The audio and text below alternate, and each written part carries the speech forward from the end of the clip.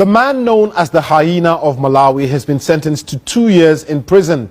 In July, Eric Aniva told the BBC he was paid to have sex with newly widowed women in order to cleanse them. Last week, a court found him guilty of engaging in a harmful cultural practice. Well, with me now is Malawian journalist Joab Chakaza. Joab, just walk us back through this story a bit. Well, so this story broke to the international audience earlier last year, actually. But in Malawi, it's been trending for quite a while, since 2008. But basically, it's about a man who had sex with more than 104 girls and women. And when this story was brought before the courts, the young girls that he had sex with refused to testify. So it ended up with him answering charges for sleeping with 2 women.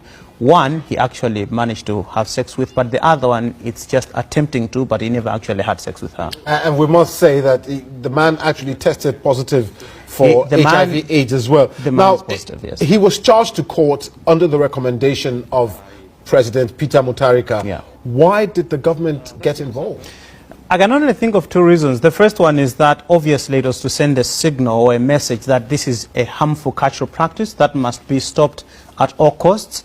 But another one would be possibly just to save face, because this story has been trending in Malawi for quite a long time, and the local media has reported widely on this story, but there was no action from the president until the BBC aired this documentary, and then the president, made that announcement that he should be arrested. We must point out here that after the BBC investigation in July, yes, it caused an uproar back home in Malawi. But how common is this act of cleansing newly widowed women?